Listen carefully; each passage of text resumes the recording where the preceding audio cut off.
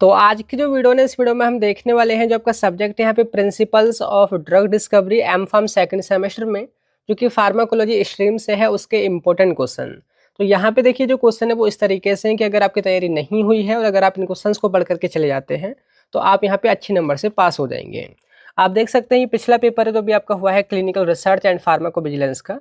तो यहाँ पे जिस भी क्वेश्चन पे टिक लगा आप देख सकते हैं ये वही क्वेश्चन है जो कि हमने आपको इम्पोर्टेंट बताए थे, उन्हीं में से आए हैं। टोटल यहाँ पे 75 में से 65 मार्क्स यहाँ पे एज इट इज़ आया है। वैसे ही आज हम इस सब्जेक्ट को भी कवर करने वाले हैं। आपको मैं बता दूं कि इस वीडियो में इन जो भी क्वेश्चंस रहेंगे इनका सॉल्यूशन तो प्रॉपर लिखा है जैसे कि एग्जाम में लिखना होता है, पर इनको मैं डिटेल में एक्सप्लेन नहीं कर पाऊंगा क्योंकि टाइम का बहुत ही बड़ा इशू है, क्योंकि एग्जाम जो है बहुत ही जल्दी कंडक्ट करा रही है यूनिवर्सिटी। पर मैं इस तरीके से कवर करा दूंगा एक ही वीडियो में ताकि आपको ये चीज़ें समझ में आ जाए कि क्वेश्चन क्या है, क्या पूछ रहा है, किस तरीके से लिख करके आना है।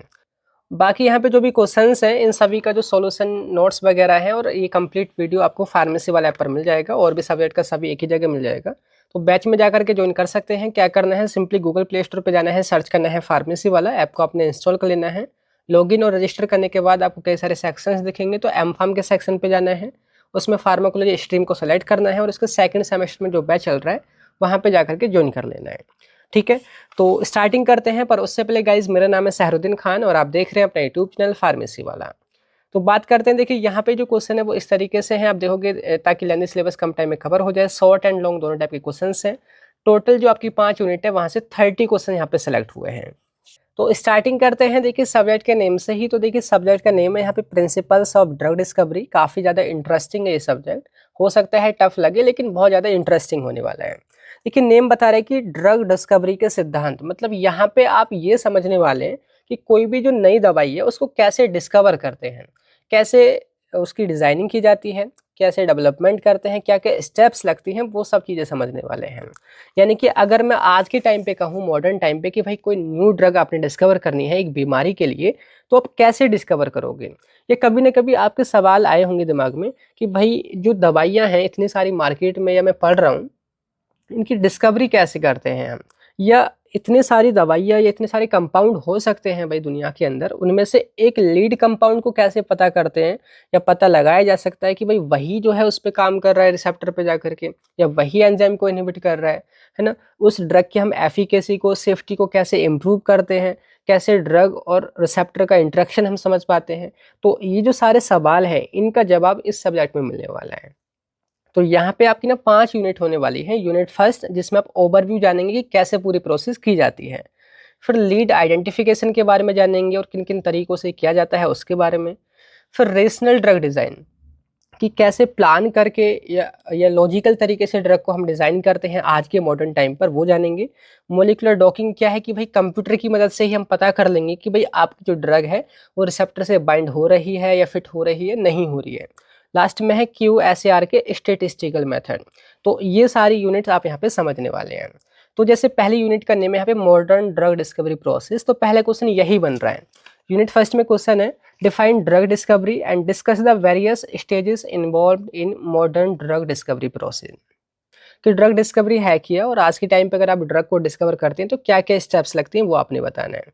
ये क्वेश्चन 10 नंबर में आ जाता है। देखिए मैं इन सभी जो भी क्वेश्चन हैं आज के, इनको मैं जल्दी जल्दी आपको समझाऊंगा, आप समझते चलना, ठीक है। और यहाँ पे ऐसा रहेगा कि आपको चीज़ें समझ आती रहेंगी, आप यहाँ पे अच्छे से एग्जाम में जा करके लिख सकते हैं। और ये जो वीडियो है बहुत ही हेल्पफुल रहने वाली है एम.फार्म के सेकंड सेम के स्टूडेंट के लिए। तो यहाँ पे ये सारे स्टेजेस हैं जो कि ड्रग डिस्कवरी में लगती हैं, लेकिन डायरेक्ट आपको समझ नहीं आएंगी। पहले डेफिनेशन देख लेते हैं। ड्रग डिस्कवरी मतलब कि एक ऐसी प्रोसेस जिसमें किसी न्यू ड्रग को डिस्कवर करते हैं कि भाई वो पार्टिकुलर बीमारी को ठीक कर दे।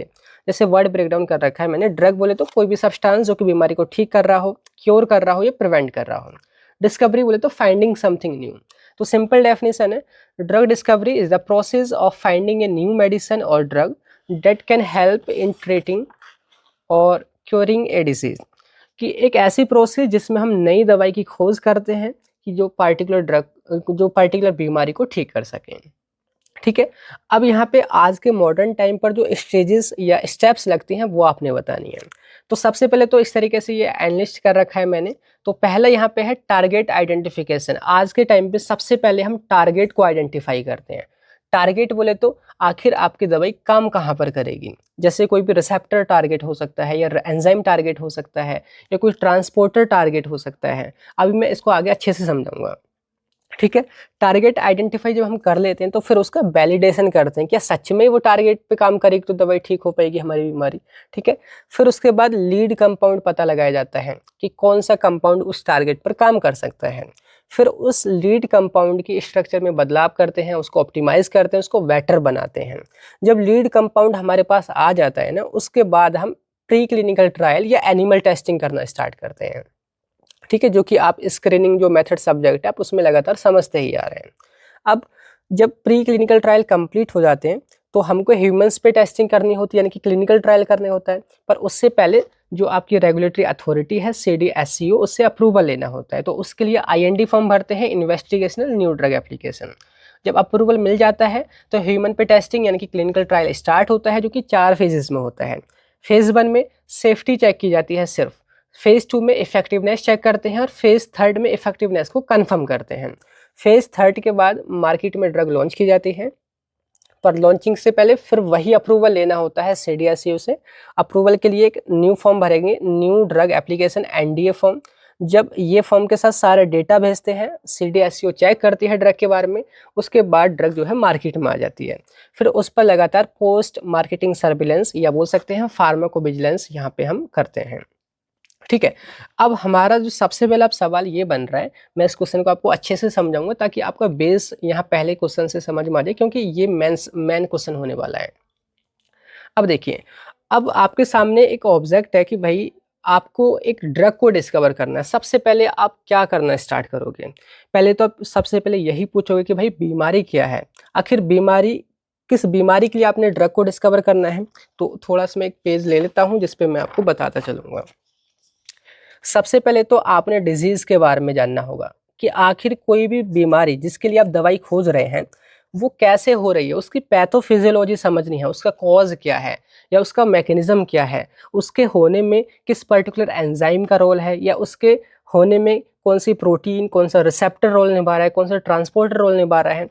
तो आपने क्या समझनी है? पैथोफिजियोलॉजी।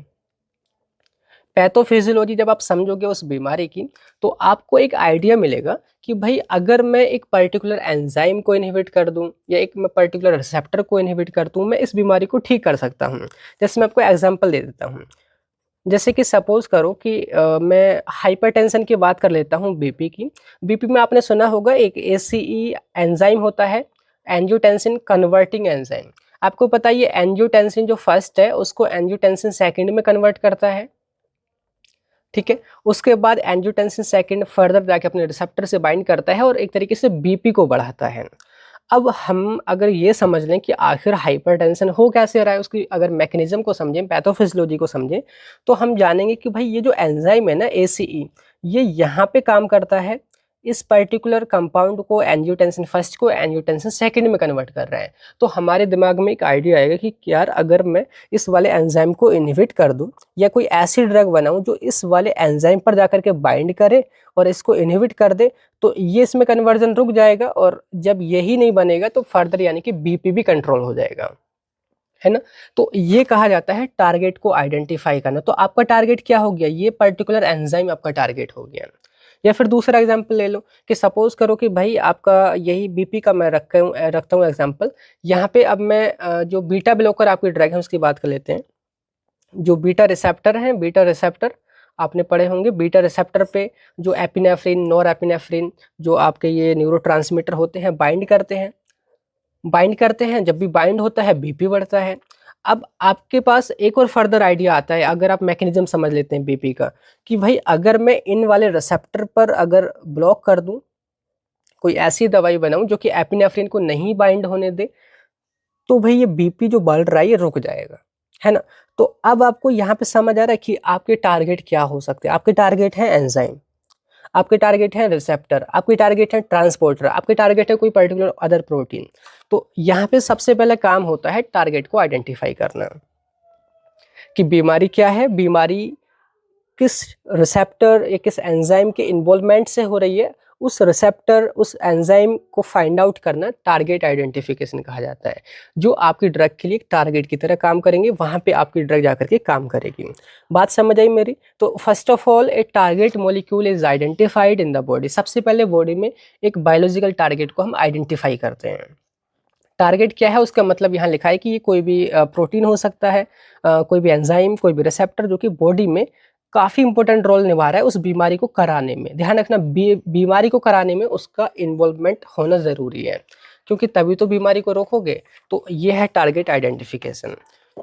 जैसे एग्जाम्पल मैंने रख रखा है कि इन कैंसर में अगर कोई प्रोटीन सेल की ग्रोथ को बढ़ा रही है तो वो प्रोटीन आपका टारगेट हो सकती है। जैसे मैंने यहाँ पे 2 टारगेट का एग्जाम्पल दिया। एसीई एंजाइम आपका टारगेट हो गया, बीटा रिसेप्टर आपके टारगेट हो गए।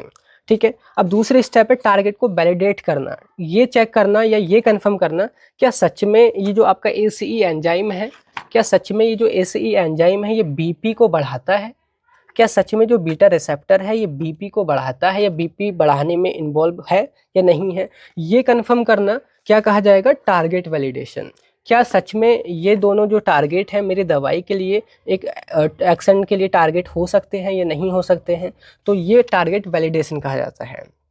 यानी पहले आइडेंटिफाई कर लो और फिर कुछ अलग अलग तरीक़ों से, अभी मैं कई सारी टेक्निक्स की बात करूँगा जो आपके सिलेबस में है यहाँ पे। जैसे मैं दिखा देता हूँ यहाँ पर देखोगे role of nucleic acid microarray, जैसे कि माइक्रो एरे टेक्निक है, प्रोटीन माइक्रो एरे टेक्निक है, एंटीसेंस टेक्नोलॉजीज़ है, siRNA है, एंटीसेंस ओलिगोन्यूक्लियोटाइड्स है, जिंक फिंगर प्रोटीन है। मतलब ये कई सारी टेक्निक्स हैं आपकी जो ये वैलिडेट करती हैं क्या सच में जो आपके ये जो टारगेट है ये बीमारी में रोल निभा रहे हैं। तो पहले इनको आपने वैलिडेट करना है। ठीक है, ये हम ट्रांसजेनिक एनिमल की मदद से भी करते हैं। देखिए यहाँ पे है ट्रांसजेनिक एनिमल का क्या रोल है टारगेट वैलिडेशन में। तो टारगेट आपने वैलिडेट कर लिया, आपको पता चल गया कि हाँ जी हाँ यही टारगेट इसमें इन्वॉल्व है। अब इसके बाद हम लीड कंपाउंड को आइडेंटिफाई करना स्टार्ट करेंगे। लीड कंपाउंड में आपको बता दूं हमारे वो कंपाउंड होते हैं जो कि एक पर्टिकुलर रिसेप्टर के खिलाफ या पर्टिकुलर एंजाइम के खिलाफ कुछ ना कुछ एफिकेसी शो करते हैं। ये परफेक्ट ड्रग नहीं होते, इनमें हम फर्दर मॉडिफिकेशन करते हैं ताकि ये सेफ हो जाएं, ताकि ये इफेक्टिव बन जाएं, ताकि ये सेलेक्टिव बन जाएं। ठीक है, तो क्या है यहाँ पे, आफ्टर डेट मैनी केमिकल और natural compound are tested on the target. जो हमने टारगेट सेलेक्ट करा है ना उस पर हम बहुत सारे कंपाउंड को यहाँ पे क्या करते हैं, टेस्ट करते हैं। अब कंपाउंड हमारे हज़ारों हो सकते हैं, हमारे 10,000 हो सकते हैं, लाखों हो सकते हैं, पर उनमें से कोई 2 या 1 या 10 हमारे लीड कंपाउंड निकल करके आते हैं। तो लिखा है द कंपाउंड, मतलब लीड कंपाउंड क्या होता है, यानी कि वो कंपाउंड जो कि एक बेस्ट इफेक्ट शो करता है किसी भी सेलेक्टेड टारगेट पर, उसको हम लीड कंपाउंड बोलते हैं। इनिशियली 10 से 1 लाख तक भी कंपाउंड हो सकते हैं जिनकी हम स्क्रीनिंग करते हैं। अब आप बोलोगे कि भाई इतने सारे 1 लाख 10 लाख आप नाम बोल रहे हो या 1000 भी बोल रहे हैं, तो एक रिसेप्टर पे आप बार बार हज़ारों को करोगे तो कितना ज़्यादा टाइम लगेगा, कितना ज़्यादा खर्च आएगा। तो आज के टाइम पे वो सारी चीज़ों को सॉल्व करते हैं कंप्यूटर एंड सॉफ्टवेयर। अभी हम कुछ ऐसी टेक्निक्स की भी बात करेंगे जो कि एक ही मतलब कि प्रोसेस में कम से कम टाइम में बहुत सारे कंपाउंड की जो है स्क्रीनिंग कर देते हैं, छांट करके बता देते हैं कि इस वाले रिसेप्टर पे अच्छी तरीके से बाइंड हो रही है या नहीं हो रही है। ठीक है, आगे हम डिस्कस करेंगे। तो इन सभी इतने सारे कंपाउंड में से कोई 10 या 20 कंपाउंड हमारे लीड कंपाउंड होते हैं। अब जैसे कि मैंने बोला लीड कंपाउंड परफेक्ट नहीं होता है, लीड कंपाउंड में हम ऑप्टिमाइजेशन करते हैं। नेक्स्ट स्टेप है ऑप्टिमाइजेशन। ऑप्टिमाइजेशन का मतलब होता है मेकिंग समथिंग बेटर, किसी भी चीज़ को बेस्ट या बेटर बनाना। जैसे लीड कंपाउंड आया, सपोज करो जैसे ये पर्टिकुलर कोई मैं एग्जांपल ले लेता हूँ, ये इस तरीके से ये आपका फिनॉल है, या फिर कोई और पर्टिकुलर एग्जांपल ले लेता हूँ, ये आपका लीड कंपाउंड निकल के आया। अब ये जो लीड कंपाउंड है, अभी इसमें दिक्कत क्या है, ये इफेक्ट तो शो कर रहा है उस पर्टिकुलर रिसेप्टर पर ये अभी सेफ नहीं है, या ये जो है थोड़ा साइड इफेक्ट भी शो कर रहा है। तो हम इसके स्ट्रक्चर मॉडिफाई करेंगे, इसके स्ट्रक्चर में हो सकता है कोई दूसरा ग्रुप भी हम ऐड करें या और कोई चीज़ चेंज करें। तो ऑप्टिमाइजेशन का मतलब समझ रहे हो कि इसको हम बेटर बनाएंगे। तो सेलेक्टेड कंपाउंड है उसको हम मॉडिफाई करते हैं ताकि उसकी इफेक्टिवनेस बढ़ सके, उसकी सेलेक्टिविटी बढ़ सके, वो केवल टारगेट अपने ही टारगेट पर काम करें, वो सेफ रहे, एब्जॉर्प्शन बढ़े, उसकी बायो अवेलेबिलिटी बढ़े और एडीएमई पूरा फार्माकोकाइनेटिक बढ़े, अच्छे से ठीक हो। ठीक है, तो ये इसमें मंथ से ईयर यहाँ पे लग जाते हैं। ये है लीड ऑप्टिमाइजेशन। अब आपके पास लीड कंपाउंड आ गया, पहले आपको मैंने बताया बीमारी के बारे में, आपने डिजीज़ कि किस डिसीज़ के लिए समझ मतलब कि ड्रग को बनाना है, उसकी पैथोफिजियोलॉजी समझ करके टारगेट को आइडेंटिफाई करा। ठीक है, टारगेट को आइडेंटिफाई करने की भी टेक्निक्स हैं, उनको भी हम डिस्कस करेंगे। टारगेट आइडेंटिफाई के बाद टारगेट को आपने दोबारा से वैलिडेट करा, वैलिडेट करके आपने लीड कंपाउंड पता करा, लीड कंपाउंड जो कि इस टारगेट पर काम कर रहा होगा। लीड कंपाउंड में फर्दर मॉडिफिकेशन करा, उसके बाद आप ड्रग का डेवलपमेंट करना स्टार्ट करते हैं। अब आपके पास लीड कंपाउंड आ गया है, अब इस लीड कंपाउंड की आप टेस्टिंग करना स्टार्ट करते हैं। किस पर? प्री क्लिनिकल ट्रायल करोगे तो किस पर टेस्टिंग करोगे? एनिमल्स पे या लैब के अंदर। तो प्री क्लिनिकल ट्रायल होगा, फिर क्लिनिकल ट्रायल होगा, फिर रिव्यू होगा सीडीए से या एफडीए से, फिर अप्रूवल मिलेगा। ठीक है, तो यहाँ पर है प्री क्लिनिकल ट्रायल जो कि एनिमल पे टेस्टिंग की जाती है ताकि आपकी ड्रग की सेफ्टी पता की जा सके, टॉक्सिसिटी पता की जा सके और एडीएमई हम पता कर सकें। तो एनिमल पे जब टेस्टिंग हो जाती है उसके बाद एनिमल से हमें ह्यूमंस पे टेस्टिंग करने से पहले IND investigational new drug application ये फॉर्म अप्रूवल लेना होता है। ये एप्लीकेशन भरते हैं CDSCO को, ये सब डेटा पुराना भेजते हैं और सब कुछ सही होता है तो अप्रूवल मिल जाता है। अप्रूवल के बाद में क्लिनिकल ट्रायल आप स्टार्ट कर देते हैं। क्लिनिकल ट्रायल आपके 4 फेजेज में होते हैं, मैंने आपको बताया था। फेज 1 जो है सेफ्टी स्टडी है, यहाँ पे आप ड्रग की सेफ्टी को पता करते हैं सबसे पहले कि क्या आपकी ड्रग सेफ है। तो आप एकदम हेल्दी वॉलेंटियर लेंगे, मतलब जिनको कोई बीमारी नहीं होगी वो 20 से 100 लेंगे। जिनको कोई बीमारी नहीं है उन पर टेस्टिंग करेंगे, उससे क्या पता चलेगा ड्रग कितनी सेफ है, क्या डोज रहेगी, क्या साइड इफेक्ट रहेंगे, ये चीज़ें आप पता करेंगे। ठीक है, फेज़ 2 जो है आपका, फेज़ 2 में आप इफेक्टिवनेस स्टडी करेंगे कि इसमें आप रियल पेशेंट लेंगे। जैसे कि सपोज करो कि पहले तो आपने हेल्दी वॉलेंटियर लिए जिसको कोई बीमारी नहीं थी, आप सपोज करो डायबिटीज़ की ड्रग की टेस्टिंग कर रहे हैं तो आप डायबिटीज़ के ही पेशेंट लेंगे, 100 से 300 डायबिटीज़ के पेशेंट लेंगे और फिर उसकी इफेक्टिवनेस चेक करेंगे ड्रग क्या इफेक्टिव है या नहीं है। फर्दर कन्फर्मेशन स्टडी कि जो इफेक्टिवनेस है उसको आप कन्फर्म करोगे पेशेंट की संख्या बढ़ा करके 1000 से 3000 पेशेंट पर ये टेस्टिंग करोगे। जब ये इफेक्टिवनेस कन्फर्म हो जाएगी उसके बाद आपकी ड्रग को मार्केट में लाया जा सकता है। पर उससे पहले एनडीए को एक फॉर्म भरना होता है, न्यू ड्रग एप्लीकेशन। वो फॉर्म भरोगे, सारा डेटा भेजोगे, प्री क्लिनिकल क्लिनिकल ट्रायल का सारा डेटा। उसके बाद में अगर अप्रूवल मिलता है तो ड्रग को मार्केट में लॉन्च कर दिया जाता है। लॉन्च करने के बाद फेज़ 4 यानी कि पोस्ट मार्केटिंग सर्विलेंस ये लगातार चलता रहता है, जिसमें ड्रग के लॉन्ग टर्म जो साइड इफेक्ट या IDR है उनको मॉनिटर करते हैं। तो ये जो है इस तरीके से मैंने बताया कि क्या है ड्रग डिस्कवरी, और इस ड्रग डिस्कवरी में ये सारी स्टेजेस मैंने आपको समझाई। ठीक है, आप अब यहाँ पे जो आपका ये सीरीज़ है ये आप देखोगे तो सबसे पहले टारगेट को आइडेंटिफाई करते हैं, टारगेट को वैलिडेट करते हैं, लीड या हिट आइडेंटिफिकेशन किया जाता है, फिर लीड कंपाउंड को ऑप्टिमाइज करते हैं, फिर प्री क्लिनिकल ट्रायल करते हैं, फिर क्लिनिकल ट्रायल करते हैं, फिर ड्रग का अप्रूवल मिल जाता है। तो ये है ड्रग डिस्कवरी की प्रोसेस। आखिर ड्रग डिस्कवरी क्या है, तो ये चीज़ आपको अच्छे से समझ आ गई होगी। ये क्वेश्चन मैंने बहुत ही अच्छे से समझाया है ताकि आपको बेसिक चीज़ें समझ आ जाए। अब बाकी क्वेश्चन मैं आपको अच्छे से जल्दी जल्दी एक्सप्लेन करूँगा। इसके बाद देखिए दूसरा क्वेश्चन है what do you mean by lead optimization. Lead optimization का क्या मतलब है, मैंने अभी आपको ये समझाया था कि जो भी लीड कंपाउंड आता है ना उसके स्ट्रक्चर में लगातार हम चेंजेस करते हैं ताकि उसकी सेफ्टी, एफिकेसी और ADME को इम्प्रूव कर सकें। तो वही लिखा है, lead optimization is the process of modifying a lead compound to improve its potency, safety and pharmacokinetic properties. जैसे यहाँ पे दिखा रखा है कि ये पर्टिकुलर टारगेट साइट है, इसमें आपका ये वाली ड्रग जाकर के जुड़ा है, इसको हम लीड कंपाउंड बोल रहे हैं। लीड कंपाउंड अभी ये परफेक्ट नहीं है, हो सकता है ये एफिकेसी अभी इसकी कम हो, साइड इफेक्ट ज़्यादा आ रहे हों, तो हमने क्या करा, इसकी स्ट्रक्चर में थोड़ा बदलाव करा और उसके बाद ये जो है परफेक्ट काम करने लग गया। तो यही चीज़ यानी कि किसी भी लीड को बेटर बनाना या किसी भी जो कंपाउंड उसको बेटर ड्रग बनाना, वही लीड ऑप्टिमाइजेशन कहा जाता है।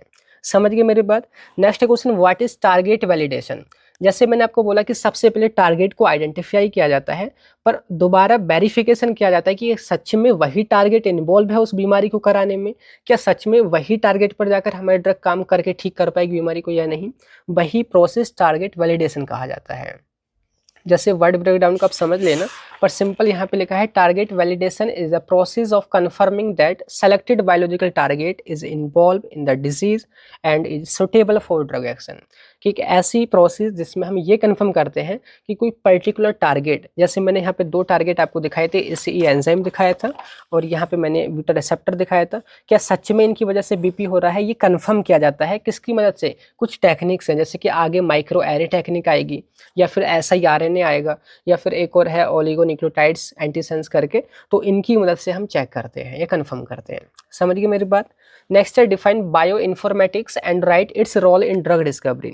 बायो इन्फॉर्मेटिक्स क्या है, देखिए वर्ड ब्रेकडाउन कीजिए। बायो का मतलब होता है लिविंग ऑर्गेनिज्म, इन्फॉर्मेटिक्स का मतलब होता है processing and analysing of information using computer. Computer की मदद से किसी भी बायोलॉजिकल डेटा या लिविंग ऑर्गेनिज्म के डेटा को एनालाइज करना, प्रोसेसिंग करना या स्टोर करके रखना, वही बायो इन्फॉर्मेटिक्स कहा जाता है। ये एक साइंस है कि जिसमें हम कंप्यूटर की मदद से बायोलॉजिकल डेटा जैसे कि डीएनए, आरएनए, प्रोटीन, लिपिड्स, इन सभी को कलेक्ट करते हैं, कंप्यूटर में स्टोर करते हैं और उनकी एनालिसिस करते हैं। बस यही समझना बायो इन्फॉर्मेटिक्स है। जैसे bioinformatics is the use of computers and softwares to collect, store and analyze biological data such as gene, protein and DNA वगैरह। समझ गए। अब रोल की बात करें तो रोल क्या निभाती है ड्रग डिस्कवरी में, क्या रोल है, देखिए कंप्यूटर बहुत ही इंपॉर्टेंट रोल निभाएंगे। अभी आप स्टेप बाय स्टेप उनका रोल समझते जाएंगे। पहले ही ये समझ लीजिए कि ये ड्रग के टारगेट आइडेंटिफाई करने में भी रोल करते हैं, कौन, कंप्यूटर या बायो इन्फॉर्मेटिक्स। दूसरा, न्यू ड्रग मॉलिक्यूल डिजाइन कर सकते हैं कंप्यूटर की मदद से, आप 3rd 4th यूनिट में यही जानेंगे। आगे ये आपकी जो ड्रग है रिसेप्टर से क्या इंटरेक्ट कर रही है, क्या रिसेप्टर पे जाकर के पहले फिट हो रही है या नहीं हो रही है, हम कंप्यूटर से भी पता कर सकते हैं, जिसको मॉलिक्यूलर डॉकिंग कहते हैं। तो ये भी इसका रोल है। बाकी ये बायो इन्फॉर्मेटिक्स से कंप्यूटर ड्रग डिस्कवरी में टाइम और कॉस्ट को रिड्यूस कर देता है, कम खर्च लगता है, कम टाइम लगता है सारी चीज़ों को एनालाइज करने में। नेक्स्ट क्वेश्चन यहाँ पे define microarray technology and write the role of microarray technology in drug discovery process. ये क्वेश्चन 7 नंबर में आ जाता है और ये आपने ऑलरेडी पढ़ा भी होगा एमफार्म के फर्स्ट सेम में cellular and molecular pharmacology subject में। अगर याद नहीं आ रहा है तो कोई टेंशन लेने की जरूरत नहीं है, दोबारा समझ लेते हैं। सिंपली देखिए वर्ड को हम यहाँ पे ब्रेक करेंगे, माइक्रो प्लस एरे। माइक्रो का मतलब होता है वेरी स्मॉल एंड एरे का मतलब होता है अरेंजमेंट इन रोज और ग्रिड पैटर्न। कि इस टेक्निक में सिंपल समझो एक लैब की टेक्निक है, लेबोरेटरी टेक्निक है। इसमें एक छोटी सी माइक्रोचिप यूज करते हैं जिसमें डीएनए के कुछ पीस या बोल सकते हैं प्रोब जो है एक रोज में, यानी कि एक तरीके से इस तरीके से सीधी रेखाओं में रोज में अरेंज होते हैं। जैसे ही छोटी सी चिप आप देख रहे हो, ये स्लाइड ग्लास की स्लाइड से दिख रही है। अगर हम इसको जूम आउट करते हैं, कुछ जूम ऐसे और करते हैं, तो हमको कुछ ये दिखता है कि डीएनए के छोटे छोटे छोटे से पीस, ये एक डीएनए का पीस है, ये डीएनए इस तरीके से। तो इसमें डीएनए के प्रोब जोड़े होते हैं। तो सिंपल सा समझो पहले कि ये एक लैब की टेक्निक है जिसका जो यूज़ है जीन एक्सप्रेशन को पता करने के लिए किया जाता है। हम हजारों जीन के एक्सप्रेशन को एक साथ समझ सकते हैं इस टेक्निक की मदद से। अब पहला क्वेश्चन ये उठता है कि भाई ये जीन क्या है। आपको पहले ही आपने सेलुलर एंड मोलिकुलर फार्माकोलॉजी में वैसे तो पढ़ा होगा जीन क्या है, जीन का एक्सप्रेशन क्या है, सब हम पढ़ करके ही आ रहे हैं, पर दोबारा से याद दिला देता हूँ कि ये इस तरीके से डीएनए होता है। ठीक है, डीएनए की स्ट्रक्चरल एंड फंक्शनल जो यूनिट है उसको हम जीन बोलते हैं, या बोल सकते हैं डीएनए का वो हिस्सा जो कुछ ना कुछ कोड करता है किसी प्रोटीन को बनाने के लिए, कुछ ना कुछ कोड इंक्लूड मतलब कंटेन करता है जिससे प्रोटीन बनती है। जैसे मैंने ये वाला हिस्सा लिया तो ये वाला हिस्सा इसका जीन कहा जाएगा, जीन जिससे कोई पर्टिकुलर प्रोटीन बन सकती है, जैसे कि ये जीन है। ठीक है, अब जीन से या बोल सकते हैं ये डीएनए ही का तो पार्ट है, इसको डीएनए कह सकते हैं, ये डीएनए है। डीएनए से क्या बनता है, एमआरएनए बनता है, मैसेंजर आरएनए, मैसेंजर आरएनए जो कि सिंगल स्ट्रैंडेड इस तरीके से बनता है। ठीक है, जो कि ट्रांसक्रिप्शन जिसको हम बोलते हैं। उसके बाद एमआरएनए जो है राइबोसोम के पास जाता है, राइबोसोम के पास जाकर के क्या करता है, प्रोटीन की सिंथेसिस कराता है। प्रोटीन की सिंथेसिस करना इन कोड की मदद से, जो कोड यहाँ से लेकर के जाता है, हमने फर्स्ट सेम में पढ़े होंगे। ठीक है, तो इसको हम ट्रांसलेशन बोलते हैं। तो कहने का मतलब है जो जीन है वो डीएनए के एक स्ट्रक्चरल एंड फंक्शनल यूनिट है जो कि एक पर्टिकुलर प्रोटीन को बनाने के लिए कोड करती है। जब ये प्रोटीन बनती है, प्रोटीन इन द सेंस यानी कि कोई रिसेप्टर के लिए भी कोड कर सकती है, किसी एंजाइम के लिए भी, या किसी अदर प्रोटीन के लिए भी। तो इसी प्रोसेस को हम जीन एक्सप्रेशन कहते हैं। जीन एक्सप्रेशन कहने का मतलब क्या है कि वही किसी भी जीन के द्वारा प्रोटीन की सिंथेसिस करना। इसी कंडीशन को हम जीन ऑन भी बोल सकते हैं कि जीन हमारी ऑन है, जीन के द्वारा प्रोटीन का बने, यानी कि जीन हमारी ऑन है। अगर प्रोटीन नहीं बन रही है जीन ऑफ बोलते हैं। अब अब हमारी बॉडी में बहुत सारी जीन्स हैं, और अगर बात करें कि इस टेक्निक का हम यहाँ पे क्यों समझ रहे हैं, देखो पहले मैं ये बताऊं कि देखिए जो माइक्रो एरे जो टेक्निक है, ये लेबोरेटरी टेक्निक है। लिखा है कि it is a laboratory technique that is use to study the expression of thousands of gene at the same time using a small chip. कि एक ऐसी टेक्निक जिसमें हम एक छोटी सी चिप का यूज़ करके हज़ारों की संख्या में जो जीन्स हैं उनके एक्सप्रेशन को पता कर सकते हैं कि कौन सी जीन ऑन है, कौन सी जीन ऑफ है। समझ रहे हो मेरी बात? अब क्वेश्चन ये उठता है कि हम आखिर जानना क्यों चाहते हैं कि कौन सी जीन ऑन है या कौन सी जीन ऑफ है। अब देखिए, जैसे हम ड्रग डिस्कवरी कर रहे हैं, ड्रग डिस्कवरी में सबसे पहला क्या था आपका, मतलब कि कॉन्सेप्ट क्या करना था आपको टारगेट आइडेंटिफाई करना था। जैसे जो जीन होती हैं या बोल सकते हैं डीएनए होता है जिससे पर्टिकुलर कोई प्रोटीन बनती है, तो जब अगर हमारी कोई गलत प्रोटीन बनने लग जाती है शरीर में, तो उसकी वजह से कुछ ना कुछ डिजीज़ होती है। या बोल सकते हैं जैसे कोई कैंसर है, तो कैंसर में कुछ ना कुछ हमारी बॉडी के अंदर उस पर्टिकुलर सेल के अंदर कुछ रिसेप्टर्स ओवर एक्टिव हो जाते हैं या कुछ एंजाइम्स ओवर एक्टिव हो जाते हैं, तो जिनकी वजह से जो है हमको बीमारी होती है। इनडायरेक्टली अगर हम कहें तो किसी भी बीमारी के पीछे जीन का ही रोल होता है। अगर हम ये पता कर लें कि किसी बीमारी में कौन सी जीन एक्टिव है, तो हम ये पता कर पाएंगे कि हमारी ड्रग कहाँ पे टारगेट कर सकती है या कहाँ पे एक्शन कर सकते हैं, हम टारगेट को आइडेंटिफाई कर पाएंगे। समझ रहे हो मेरी बात? अभी आगे और भी चीज़ आपको क्लियर हो जाएंगी, बस ये समझो कि ये एक टेक्निक है जिसकी मदद से हम टारगेट को आइडेंटिफाई कर सकते हैं इस बेसिस पे कि ये पता करके कि जीन ऑन है या फिर ऑफ है। ठीक है, तो माइक्रो एरे टेक्नोलॉजी क्या है? लैब टेक्निक है जिसका यूज़ जीन के एक्सप्रेशन, थाउजेंड्स ऑफ जीन के एक्सप्रेशन को पता करने में किया जाता है। एट द सेम टाइम किसकी मदद से? एक छोटी सी चिप यूज़ की जाती है। चिप बोले तो यहाँ पे जो मैंने आपको दिखाया कि इस तरीके से ये छोटा सा यहाँ पे क्या होता है, ये क्या इसको ग्लास बोल सकते हैं, ग्लास स्लाइड, जिसमें इस तरीके से ग्रिड पैटर्न होता है जिसमें डीएनए के प्रोब लगे होते हैं।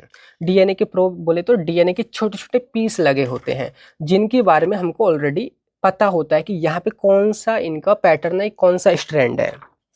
स्ट्रैंड का थोड़ा सा मैं आपको बता दूं, जैसे ATGC, एडेनिन के साथ थाइमिन जुड़ता है, थाइमिन के साथ एडेनिन जुड़ता है, ग्वानिन के साथ साइटोसिन, साइटोसिन के साथ ग्वानिन। ये आपको पैटर्न याद रखना है, ठीक है। तो ये एक तरीके से ये एक पैटर्न यहाँ पे इस तरीके से खड़ा है, ये इस तरीके से इस तरीके से इस तरीके से, इनके बारे में हमको ऑलरेडी इन्फॉर्मेशन है। समझ रहे हो मेरी बात? तो ये डेफिनेशन आपको समझ आई पहले। अब ये माइक्रो एरे टेक्नोलॉजी किस बेसिस पे पता करती है कि कौन सी जीन ऑन है और कौन सी जीन ऑफ है? तो ये हाइब्रिडाइजेशन पे काम करती है, हाइब्रिडाइजेशन। अब थोड़ा मैं आपको एक एग्जांपल से समझाता हूँ। सपोज करो कि ये कोई हेल्दी पर्सन है जिसको कोई भी बीमारी नहीं है, ये कोई पैथोलॉजिकल पर्सन है जिसको कोई बीमारी, सपोज कर लेते हैं कैंसर है इसको। तो हमें ये पता करना है कि इस पर्टिकुलर कैंसर वाले पेशेंट में आखिर कौन सी जीन है जो एक्टिव है, या किस जीन की वजह से वो कैंसर हो रहा है। कुछ ना कुछ जीन ही रेस्पॉन्सिबल होंगी उस चीज़ में। तो हम यही पता करने के लिए क्या इस टेक्निक का अप्लाई करेंगे, इस टेक्निक का यूज़ करेंगे। कैसे करेंगे? जैसे हम दोनों का सैंपल कलेक्ट करेंगे। सैंपल में ब्लड भी ले सकते हैं या कोई पर्टिकुलर टिश्यू ले सकते हैं, या जहाँ पे कैंसर हो उस टिश्यू को ले सकते हैं, इसका नॉर्मल टिश्यू ले सकते हैं। दोनों को टिश्यू लिया, हमने कल्चर कराया, सेल ग्रोथ कराई ताकि हम अच्छा खासा उससे आरएनए आइसोलेट कर सकें। तो जो सेल कल्चर हमने कराया उससे हमने एमआरएनए निकाल लिया, एमआरएनए को आइसोलेट कर लिया।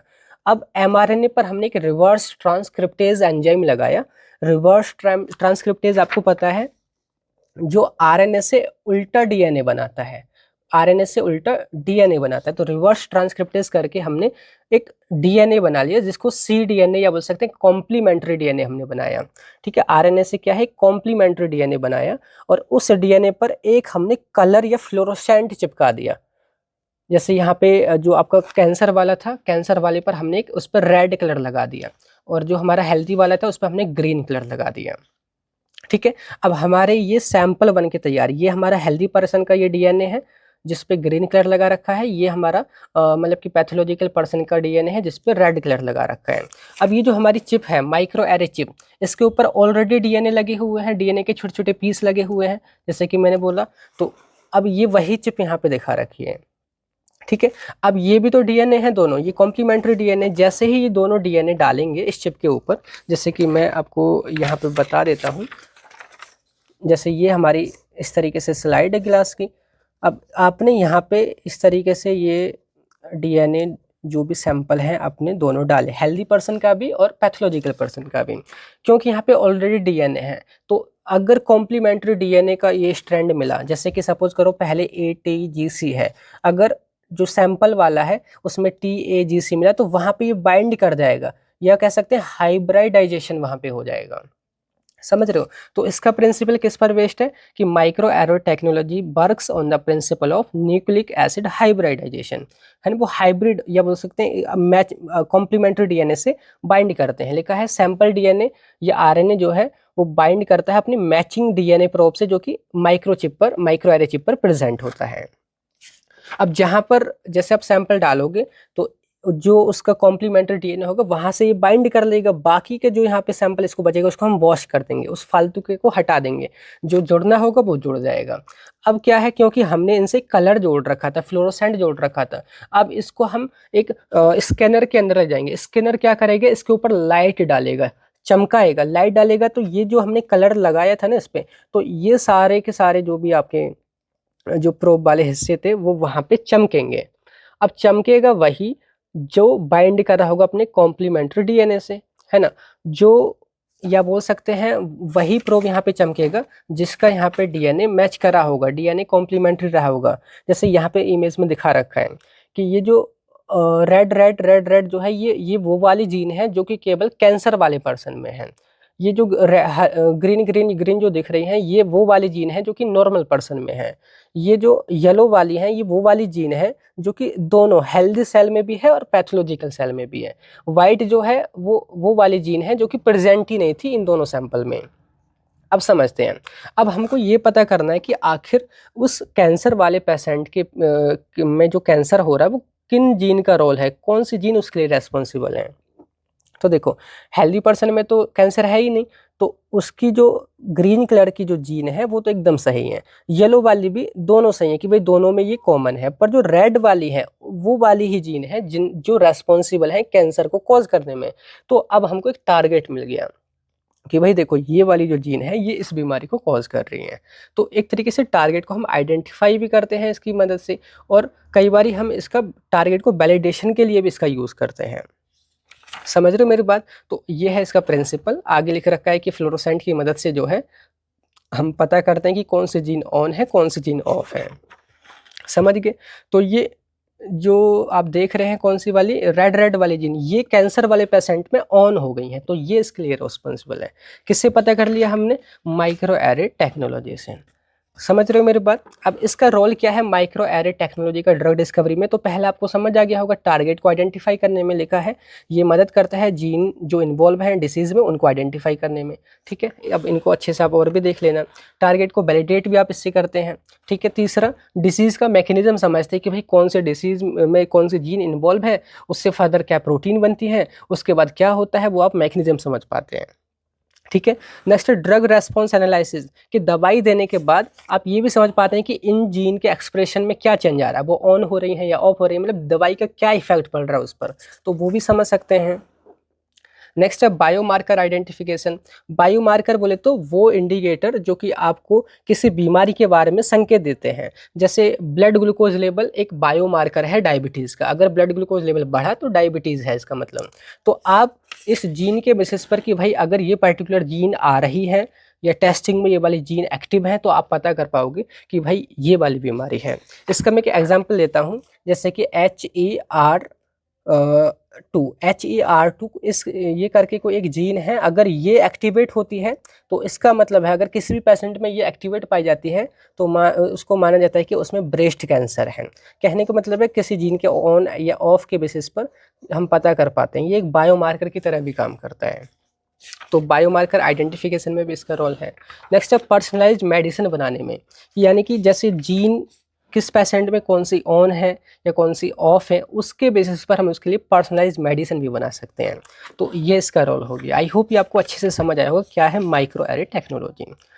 नेक्स्ट है क्वेश्चन यहाँ पे, what is SIRNA and antisense oligonucleotide and mention their role, जो कि 2 नंबर में क्वेश्चन आ जाता है। तो देखिए सिंपली अगर मैं नेम से बताऊं, siRNA की फुल फॉर्म है स्मॉल इंटरफेयरिंग आरएनए। एक छोटा सा डबल स्ट्रैंडेड आरएनए है जो कि इंटरफेयर करता है। नेम में आ रहा है इंटरफेयरिंग आरएनए। किसके साथ इंटरफेयर करता है?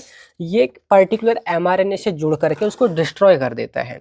देखिए siRNA एक स्मॉल डबल स्ट्रैंडेड आरएनए है जो कि एक पर्टिकुलर जीन का जो mRNA है उससे जुड़ करके डिस्ट्रॉय कर देता है, जो कि रिस्क नाम का जो प्रोटीन कॉम्प्लेक्स है उसके साथ मिलकर के काम करता है। जैसे ये siRNA है डबल स्ट्रैंडेड, तो ये जो है गाइड की तरह काम करता है। रिस्क से मिलेगा, रिस्क क्या है? प्रोटीन का कॉम्प्लेक्स। तो इसमें कॉम्प्लीमेंट्री एक स्ट्रैंड लगा होता है। ये mRNA जो मैसेंजर आरएनए है जो प्रोटीन बना सकता है जा करके, ये उससे जुड़ जाता है। तो रिस्क जो है एक कैंची की तरह है, कैंची की तरह ये इसको काट देता है। मतलब siRNA एक गाइड है जो कि बताता है कि भाई यहाँ से काटना है, ये यहाँ पे जाकर के जुड़ता है और mRNA को डिग्रेड कर देता है। अब देखिए जब mRNA से प्रोटीन ही नहीं बनेगी, इसका मतलब जीन का जो एक्सप्रेशन है वो रुक गया है। तो कोई जीन जिससे डिजीज कॉज हो रही थी, आप उसको साइलेंस कर सकते हो। तो पहला इसका रोल हो गया used to silence disease causing gene. Disease causing gene को आप साइलेंट कर सकते हो। दूसरा, आप किसी भी टारगेट, ड्रग टारगेट को आइडेंटिफाई कर सकते हो, वैलिडेट कर सकते हो। कोई जीन किसी बीमारी में रोल निभा रही है, उसको आप साइलेंट करके देखो। अगर उसको साइलेंट करने के बाद बीमारी में कुछ बदलाव आ रहा है, बीमारी ठीक हो रही है, मतलब वो हमारा टारगेट हो सकती है। ठीक है, तो टारगेट करके मतलब कि टारगेट ये हमारा आइडेंटिफाई करने और वैलिडेट करने में रोल निभाता है। दूसरा है एंटीसेंस ओलिगोन्यूक्लियोटाइड्स। एंटीसेंस का मतलब है mRNA के अगेंस्ट, ओलिगोन्यूक्लियोटाइड एक छोटी सी चैन न्यूक्लियोटाइड्स की। तो ये जो है हमारा सिंगल स्ट्रैंडेड शॉर्ट डीएनए या आरएनए होता है जो कि पर्टिकुलर mRNA से बाइंड होता है, प्रोटीन की सिंथेसिस को रोकता है। देखो ये प्रोटीन की सिंथेसिस को कैसे रोकता है? ये mRNA को ब्लॉक करता है। देखो ये डीएनए है, डीएनए से mRNA बना। mRNA नॉर्मली क्या करता है? प्रोटीन्स की सिंथेसिस करता है।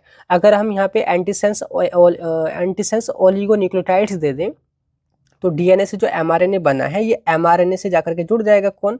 ASO, antisense oligonucleotides. और उसकी जो फर्दर ट्रांसलेशन की प्रोसेस है, मतलब जो राइबोसोम उसको समझ करके प्रोटीन बनाता है उसको रोक देता है, जिससे प्रोटीन नहीं बन पाती है। ठीक है, ये जो है उसको पूरा डिग्रेड ही कर देता है, उसको पूरा तोड़ ही देता है mRNA को, पर ये जो है सिर्फ ब्लॉक करता है।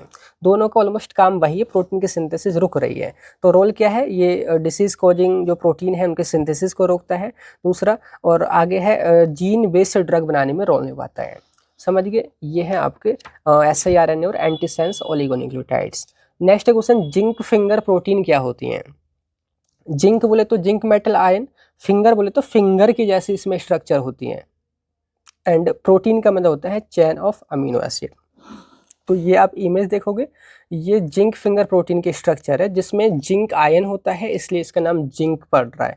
फिंगर बोले तो जैसे ये फिंगर जैसी स्ट्रक्चर लग रही है ना, कुछ फिंगर जैसी प्रोजेक्शन है जो कि जिंक आयन को स्टेबल या बना पकड़ करके रखे हैं।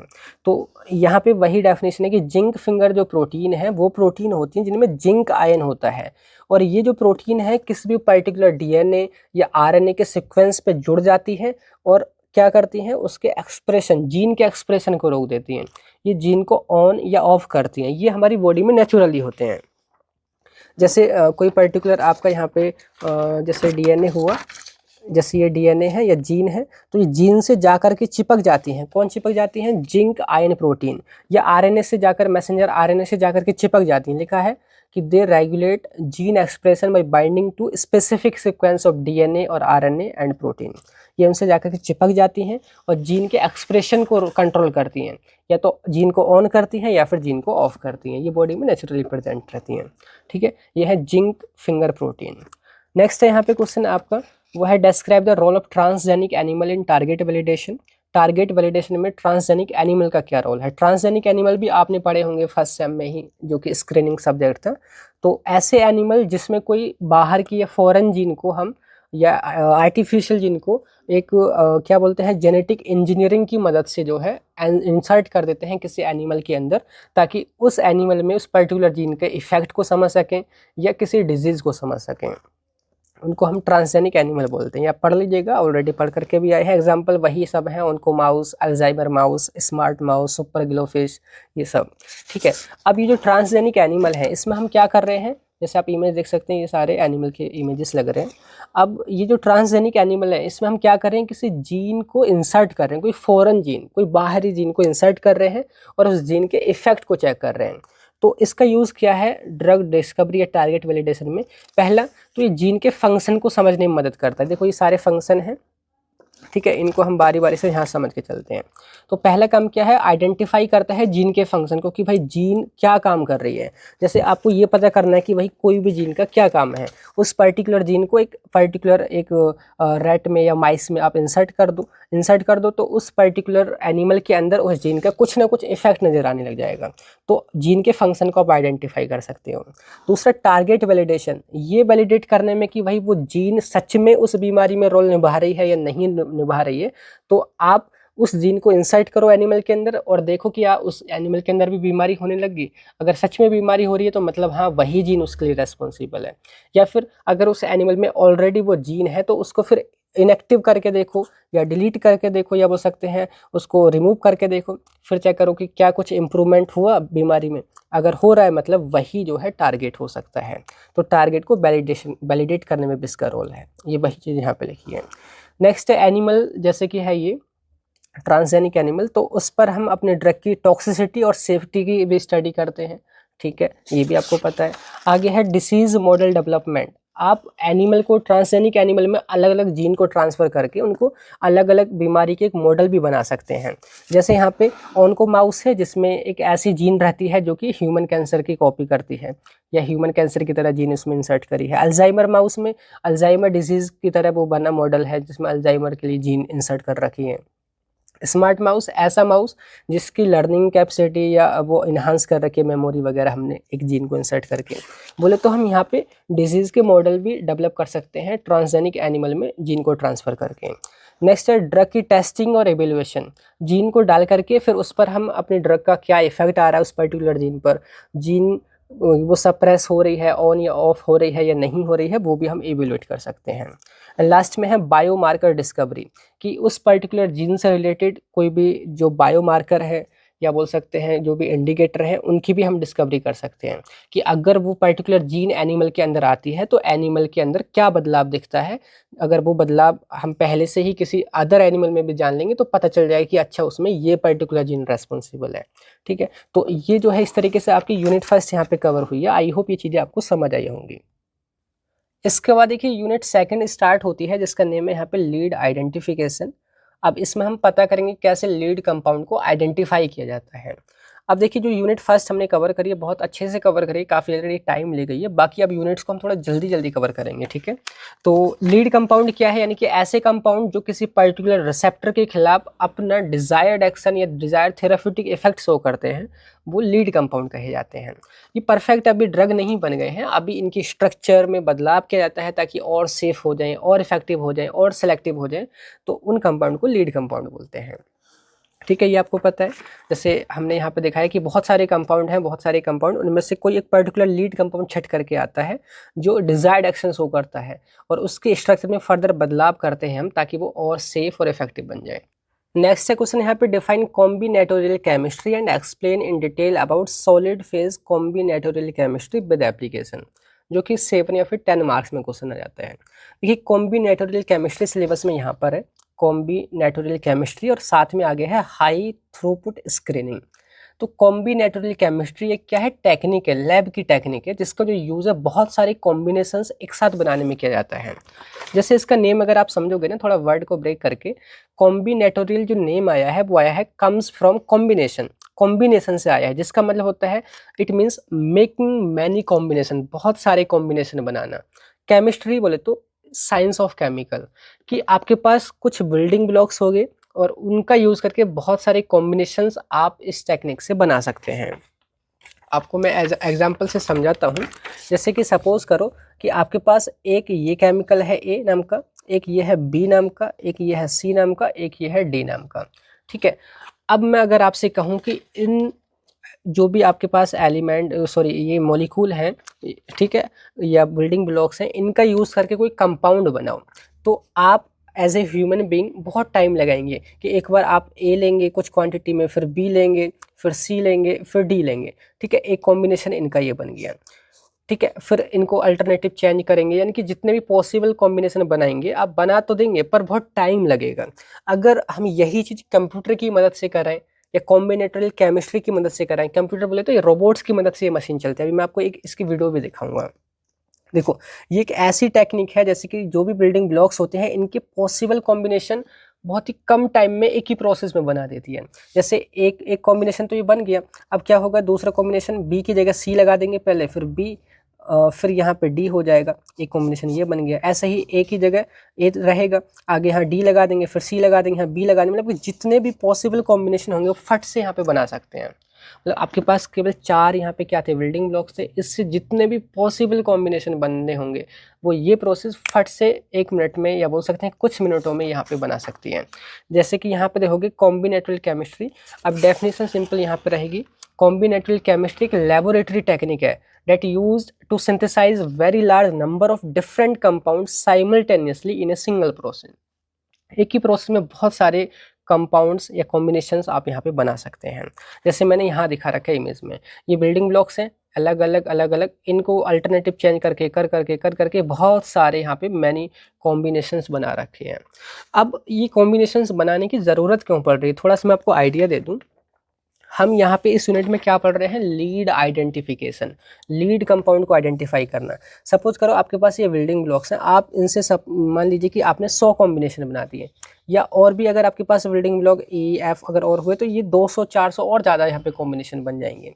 जब कॉम्बिनेशन बहुत सारे बन जाएंगे तो उनमें से मतलब कि जो कंपाउंड हमारे बनेंगे, सपोज ये 1 2 3 इस तरीके से कंपाउंड बन रहे हैं, तो कोई ना कोई एक ऐसा कंपाउंड बन करके आएगा जो अपने रिसेप्टर से अच्छे से फिट होगा और इफेक्टिव होगा, यानी कि हम लीड कंपाउंड इससे पता कर सकते हैं।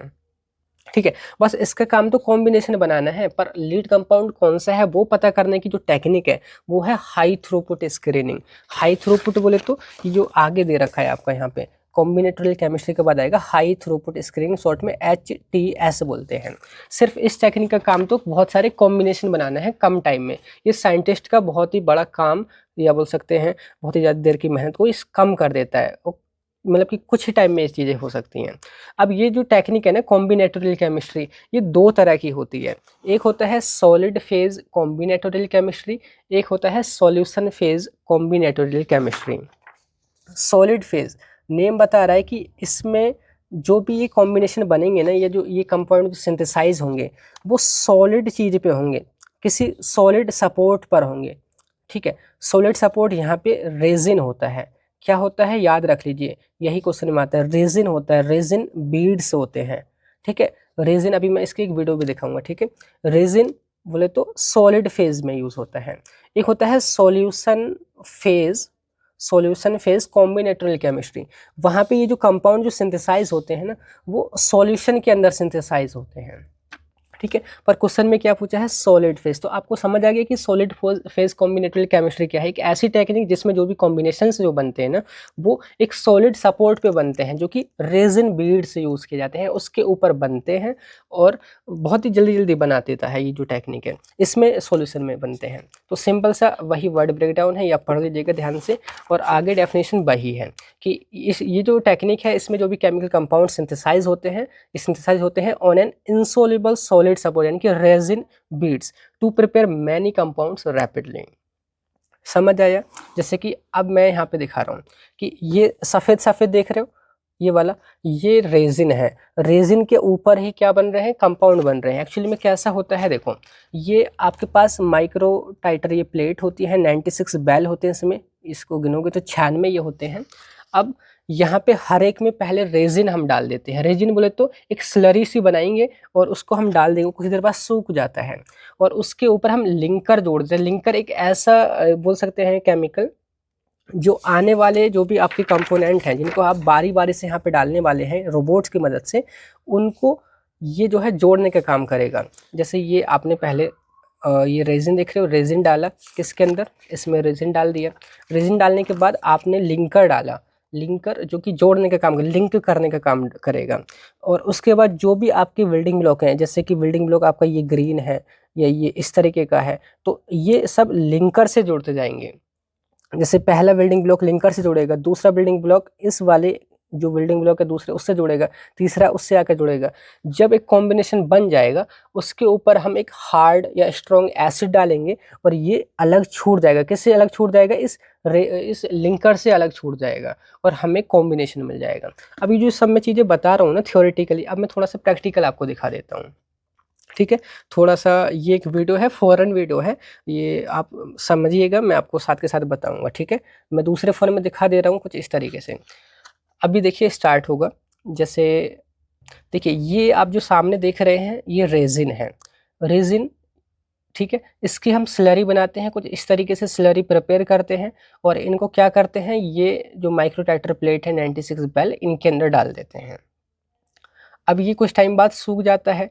सूखने के बाद अब जो भी हमारे जो कंपोनेंट होते हैं या बोल सकते हैं बिल्डिंग ब्लॉक होते हैं, वो लिंकर से आके जुड़ते हैं। लिंकर भी हम उसमें डाल देते हैं। देखो देखिए पहला ये बिल्डिंग ब्लॉक आकर के जोड़ा, दूसरा उससे जोड़ा, तीसरा फिर उससे जोड़ा, फिर इसके बाद में चौथा जोड़ा। जब ये कंपाउंड पूरा बन जाता है उसके बाद ये जो है यहाँ से डिटैच हो जाता है या क्लीवेज बोल देते हैं, यानी कि एक कंपाउंड बन के तैयार। अब ये एक साथ मतलब एक एक करके नहीं बनता बल्कि एक साथ यहाँ पे 96 कंपाउंड एक साथ बन जाएंगे जो आप देख रहे हो। ये सब कंप्यूटर या रोबोटिक्स की मदद से होता है। जैसे और मैं पीछे का थोड़ा दिखा देता हूँ कि कैसे कंप्यूटर की मदद से हम सारी चीज़ों को प्लान करते हैं। देखिए कॉम्बिनेटोरियल केमिस्ट्री, जैसे इसमें ये सैंपल वगैरह कुछ इस तरीके से रोबोट खुद ही यहाँ पे ट्रांसफ़र करता है। जैसे यहाँ पे ये दिखा रहा है कि बेल्स वगैरह होते हैं इस तरीके से। हाँ ये देखिए 96 बेल्स हैं, ये सॉल्यूशन वाला दिखा रहा है, इसमें सॉल्यूशन भरा हुआ है। सॉरी।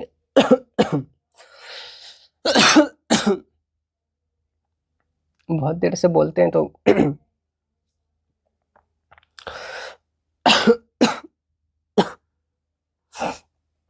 सॉरी गला खराब हो जाता है। तो आप जैसे देख रहे हैं यहाँ पे यानी कि ये जो सारी चीज़ें कंप्यूटर की मदद से होती हैं, रोबोट यहाँ पे करता है, ठीक है। तो मेरे दिखाने का मतलब ये है कि आखिरी चीज़ें हो कैसे रही ताकि आपको थोड़ा विजुलाइज हो सके। तो यहाँ पे मैंने वही चीज़ दिखा रहा है कि कैसे वो रोबोट करता है कि पहले रेजिन वगैरह रहता है, फिर जो भी लिखा है कि addition of different building block, हम अपने बिल्डिंग ब्लॉक्स को डालते हैं, यहाँ पे रिएजेंट को डालते हैं। वो रिएजेंट किससे जुड़ जाते हैं? लिंकर की मदद से जुड़ जाते हैं। फिर हर बार हम जब भी यहाँ पे बिल्डिंग ब्लॉक डालते हैं उसके बाद वॉशिंग करते हैं ताकि जो एक्स्ट्रा चीज़ें हैं जो नहीं जुड़ी हैं वो वहाँ से रिमूव हो जाएं। जैसे मैं यहाँ पे आपको समझाते चलता हूँ। सबसे पहले स्टेप होती है इसमें अटैचमेंट ऑफ स्टार्टिंग मटेरियल। देखिए फर्स्ट रिएक्टेंट जो होता है, फर्स्ट जो स्टार्टिंग मटेरियल जो होता है वो अटैच होता है किससे? रेजिन से। किसकी मदद से? लिंकर की मदद से। अभी हमने आपको दिखाया था कि सबसे पहले रेजिन रहता है, रेजिन पे लिंकर होता है, लिंकर की मदद से पहला रिएजेंट अटैच होगा। फिर उसके बाद एडिशन ऑफ रिएजेंट, उसके बाद one by one sequence wise अलग जो भी बिल्डिंग ब्लॉक्स हैं वो यहाँ पे आप डालते हैं, ठीक है। डालने के बाद हर बार जब भी कोई बिल्डिंग ब्लॉक डालते हैं तो आप वॉश करते हैं। जैसे सपोज करो कि यहाँ पर आपने ये इस तरीके से ये रेजिन है, इसको मैं रेजिन मान लेता हूँ, ये हमारा एक लिंकर है। इस पे आपने पहला कंपाउंड ये डाला या पहला कोई भी रेजिन डाला। अब इसका कुछ ना कुछ एक्स्ट्रा पार्ट भी होगा, जो जुड़ना है वो तो जुड़ जाएगा, एक्स्ट्रा होगा उसको यहाँ पे हम वॉश कर देते हैं। वॉश कर दिया, फिर उसके बाद दूसरा जोड़ोगे जो कि इससे आकर के जोड़ोगे, इसका भी एक्स्ट्रा जो होगा उसको वॉश कर देंगे। फिर तीसरा जोड़ेगा, फिर वॉश करेंगे, चौथा जोड़ेगा, वॉश करेंगे। मतलब कि हर एक बार जब भी रिएजेंट ऐड होता है उसके बाद वॉशिंग की जाती है। वॉश करने के बाद जब तक वो पूरा कंपाउंड नहीं बन जाता पूरी प्रोसेस को हम रिपीट करते हैं, एक के बाद एक के बाद एक के बाद दूसरा यहाँ पे क्या बोलते हैं रिएजेंट ऐड करते रहते हैं। जब कंपाउंड बन के रेडी हो जाता है तो स्ट्रॉन्ग एसिड डालते हैं जिसकी मदद से वो जो है छूट जाता है, वो पूरा बन जाता है और इस तरीके से यहाँ से डिटैच होकर के इस तरीके से अलग कंपाउंड बन जाता है। और वो जो कंपाउंड बना है, बहुत सारे कंपाउंड हम एक साथ बना रहे हैं, फिर हम उनकी स्क्रीनिंग करते हैं, उनको हम टेस्ट करते हैं एक रिसेप्टर पर, कंप्यूटर की मदद से एक रिसेप्टर पर हम चेक करते हैं कि वो इफेक्ट शो कर रहा है या नहीं शो कर रहा है, और हम एक लीड कंपाउंड को पता कर पाते हैं। तो ये है कॉम्बिनेटोरियल केमिस्ट्री। थोड़ा इसको आप समझिएगा, यहाँ पे जो भी चीज़ें लिखी हुई हैं ठीक है, इस टेक्निक से क्या है, बहुत सारे हम क्या बना पा रहे हैं, कॉम्बिनेशंस बना पा रहे हैं। तो ड्रग डिस्कवरी में इसका रोल है सबसे पहले एप्लीकेशन कि it is use to prepare large libraries of compound for screening new drug. मतलब कि केमिकल्स की लाइब्रेरी आप इससे बनाते हो, मतलब एक साथ बहुत सारे केमिकल्स बना रहे हो, कंपाउंड बना रहे हो, तो वो लाइब्रेरी आप बनाते हो ताकि एक न्यू लीड कंपाउंड को स्क्रीन कर सकें। दूसरा, लीड कंपाउंड आप इसमें पता करने में ये रोल निभाता है, लीड कंपाउंड आइडेंटिफाई कर सकते हैं। लीड कंपाउंड के ऑप्टिमाइजेशन में कि भाई थोड़े थोड़े थोड़े थोड़े चेंजेस करके कॉम्बिनेशन बना रहा है, तो कौन सा बेस्ट बैठ रहा है आप ऑप्टिमाइज भी कर रहे हो। नेक्स्ट है यहाँ पे पेप्टाइड सिंथेसिस में भी रोल निभाता है। पेप्टाइड बोले तो ए चैन ऑफ अमीनो एसिड, जैसे अमीनो एसिड होते हैं, जैसे अमीनो एसिड भी तो 20 अमीनो एसिड होते हैं, जैसे कि आपका मैथ्योनिन है, ल्यूसीन है, सिस्टीन है, या फिर आपका एलिनिन है। तो ये बहुत सारे अमीनो एसिड को अल्टरनेटिवली जोड़ जोड़ के बहुत सारे पेप्टाइड बनाने में भी ये रोल निभाती है। कॉम्बिनेटोरियल केमिस्ट्री बहुत सारे कॉम्बिनेशन बना देती है। एंड सार की स्टडी में, सार बोले तो स्ट्रक्चर एक्टिविटी रिलेशनशिप, कि ड्रग की थोड़ी सी स्ट्रक्चर में बदलाव करने पर एक्टिविटी में या बायोलॉजिकल एक्टिविटी कैसे अफेक्ट हो रही है वो भी आप समझ पाएंगे। तो ये है कॉम्बिनेटोरियल केमिस्ट्री। आई होप ये आपको समझ आया होगा। ठीक है, अब इसके बाद टेक्निक है यहाँ पे HTS, या बोल सकते हैं हाई थ्रूपुट स्क्रीनिंग। इसको डिफाइन करना है और इसकी एप्लीकेशन लिखनी है 2 नंबर में। अब देखिए वर्ड को ब्रेक करना है, high throughput plus screening. High throughput कहने का क्या मतलब है, ability to process and test many samples rapidly. मतलब बहुत सारे सैंपल्स को एक साथ टेस्ट करने की अगर एबिलिटी है तो उसको हम हाई थ्रूपुट बोलते हैं। एंड स्क्रीनिंग का मतलब तो टेस्टिंग होता है या फिल्टरिंग। मतलब अभी जो बहुत सारे कॉम्बिनेशंस बने हैं ना, बहुत सारे कंपाउंड्स हमने बनाए हैं, अगर हम ये चेक करें कि कौन सा कंपाउंड जो है रिसेप्टर से फिट बैठ रहा है या रिसेप्टर पर एक्टिव है, तो उसको अगर हमें किसी टेक्निक की मदद से छांटना है, स्क्रीनिंग करनी है, तो हज़ारों कंपाउंड्स को हम इसकी मदद से छांट सकते हैं। यह है हाई थ्रूपुट स्क्रीनिंग। ये एक ऑटोमेटिक टेक्निक है, ये भी रोबोटिक्स की मदद से ही चलती है। जैसे लिखा है, high throughput screening is an automatic technique. एक ऑटोमेटिक टेक्निक है जिसका जो यूज़ है बहुत सारे थाउजेंड्स ऑफ केमिकल को रैपिडली टेस्ट करने के लिए किया जाता है किसी बायोलॉजिकल टारगेट के अगेंस्ट, कि वो अपने बायोलॉजिकल टारगेट पर कोई इफेक्ट शो कर रहा है या नहीं शो कर रहा है। आप जल्दी जल्दी से इसकी मदद से टेस्ट कर सकते हैं। देखो, एनिमल में टेस्टिंग करने से पहले, ह्यूमंस में टेस्टिंग करने से पहले सारी चीज़ अभी कहाँ चल रही है, अभी कंप्यूटर्स पर ही चल रही हैं। जब हमको यहाँ परफेक्ट डेटा मिलने लग जाता है तब फर्दर जा करके हम एनिमल्स की तरफ मूव करते हैं। अब जैसे ये कैसे होता है, देखो ये बहुत सारे लार्ज लाइब्रेरी है, बहुत सारे कंपाउंड्स हैं जो कि अभी हमने कॉम्बिनेटोरियल केमिस्ट्री से बनाए हैं। अब ये है माइक्रोप्लेट वेल, इसमें 96 वेल होते हैं। अब इनके अंदर हर एक किसको डाल दो, एक एक एक एक एक, एक कंपाउंड को डाल दो। अब इन कंपाउंड के ऊपर एक बायोलॉजिकल टारगेट ऐड करो, कोई भी एंजाइम उसमें डालो या कोई सेल या कोई रिसेप्टर वगैरह उनके अंदर ऐड करो माइक्रो टाइटर प्लेट में ही। ठीक है, अब जब आप ये बायोलॉजिकल टारगेट डाल दोगे उसके बाद इंक्यूबेशन के लिए रख दीजिए। कुछ उनमें रिएक्शन होगी, जो भी आपकी ड्रग वगैरह है ना, या रिसेप्टर जो भी लीड कंपाउंड है वो प्रोटीन या रिसेप्टर वगैरह से जाकर के जुड़ेगा या एंजाइम से जाकर के जुड़ेगा। तो एक पर्टिकुलर टेम्परेचर और ह्यूमिडिटी पे आप इंक्यूबेट करते हैं। इंक्यूबेट के बाद उसको हम रीड करते हैं रीडर की मदद से। अब रीडर में एक क्या बोलते हैं, ये लेज़र लाइट रहती है जो कि इस पर डलती है। तो इसमें मैं आपको बताना भूल गया कि यहाँ पे हम फ्लोरोसेंट भी ऐड कर देते हैं। फ्लोरोसेंट, तो जब लेज़र लाइट पड़ती है तो कुछ इस तरीके से कलर नज़र आते हैं। कलर नज़र आते हैं तो देखो यहाँ पे मैंने दिखा रखा है कि जो सबसे ज़्यादा रेडिश दिख रहा है वो स्ट्रॉन्ग हिट है, मतलब वो बेस्ट तरीके से जुड़ पा रहा है किससे, एंजाइम से या अपने रिसेप्टर से। जो कुछ इस तरीके का कलर का है वो हिट है, जो येलो है वो वीक हिट है, और जो ग्रीन है वो हिट ही नहीं है, बोले तो वो जुड़ ही नहीं रहा अपने रिसेप्टर से। तो एक साथ देखो 96 में से आपने छांट दिया कि भाई ये वाला या ये वाला सबसे इफेक्टिव है, ये सबसे अच्छे से जुड़ पा रहा है अपने रिसेप्टर से। तो ये है हाई थ्रूपुट स्क्रीनिंग। स्टेप समझ में आई। पहले इनको माइक्रोटाइटर बेल में डालोगे, ठीक है, ये क्या ऐड करोगे यहाँ पे, एंजाइम या कोई पर्टिकुलर टारगेट ऐड करोगे, सेल वगैरह या रिसेप्टर वगैरह, उसमें एक फ्लोरोसेंट डालोगे, उसके बाद इंक्यूबेशन के लिए रख दोगे, उनमें रिएक्शन होगी, फिर हम रीडर की मदद से एनालाइज करेंगे, वो लाइट डालेगा तो ये चमकेगा। ठीक है, इस तरीके से हाई थ्रूपुट स्क्रीनिंग की जाती है और उससे हम पता कर पाते हैं कौन सा कंपाउंड एक्टिव है, कौन सा नहीं है। ठीक है, अब यूज़ क्या हो गया, न्यू ड्रग कैंडिडेट को आइडेंटिफाई करने में, है ना, एक्टिव लीड कंपाउंड का पता लगाने में कि कौन सा लीड कंपाउंड एक्टिव है या नहीं है, बायोलॉजिकल टारगेट को वैलिडेट करने में, टॉक्सिसिटी और सेफ्टी पता करने में कंपाउंड की, भाई ये जब जुड़ ही नहीं रहा है तो मतलब वो कहीं फालतू की जगह जुड़ेगा लीड कंपाउंड, तो उसको पहले ही ये स्क्रीन कर देता है। कौन सी जो लीड कंपाउंड है एंजाइम के, इनहिबिटर है या एक्टिवेटर है, वो पता करने में, कौन सा रिसेप्टर से बाइंड हो रहा है नहीं हो रहा है वो आइडेंटिफाई करने में। समझ गए? तो ये इसके यूज़ हैं। इस तरीके से यहाँ पे आपको समझ आ गया होगा। लीड कंपाउंड, लीड आइडेंटिफिकेशन चल रहा था, हमने अभी यहाँ पे देखा है। अब हमारी प्रोटीन स्ट्रक्चर से क्वेश्चन बन रहा है। प्रोटीन स्ट्रक्चर के अंदर यहाँ पे कुछ डेफिनेशन आती है, डोमेन्स क्या है, मोटिफ क्या है, फोल्ड्स क्या है। तो क्वेश्चन यही है कि what do you mean bye domains, motif and folds in A protein. Domain बोले तो जैसे कि कोई भी प्रोटीन है, प्रोटीन के अंदर वो पार्ट जिसकी खुद की भी स्ट्रक्चर हो और खुद का वो फंक्शन रखता हो, उसको हम डोमेन बोलते हैं।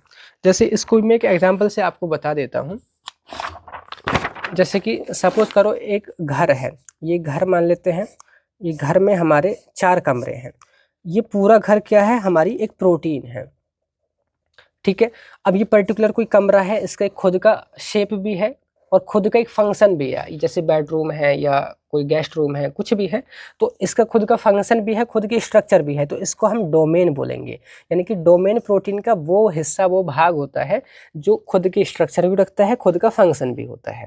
ठीक है, ये भी डोमेन होगा, ये भी डोमेन होगा, ये भी डोमेन होगा। और ये बोल सकते हैं कि जो प्रोटीन है वो 2 से ज़्यादा डोमेन से ही मिलकर बनी होती है। तो सिंपल डेफिनेशन क्या है, डोमेन बोले तो सेपरेट पार्ट या फंक्शनल रीजन, कि it is a separate part of a protein that has its own structure and specific function। जिसकी खुद की फंक्शन और खुद की स्ट्रक्चर होती है वो डोमेन कहा जाता है। एक प्रोटीन में एक से ज़्यादा डोमेन्स हो सकते हैं। एग्जाम्पल डोमेन के जैसे कि डीएनए बाइंडिंग डोमेन है, कैटालाइटिक डोमेन है। समझ आए, डोमेन क्या है, प्रोटीन का वो भाग जिसका खुद का काम भी होता है, खुद की स्ट्रक्चर भी होती है। दूसरा यहाँ पे पूछा है, यहाँ पे मोटिफ। मोटिफ सबसे छोटा पार्ट होता है प्रोटीन के अंदर।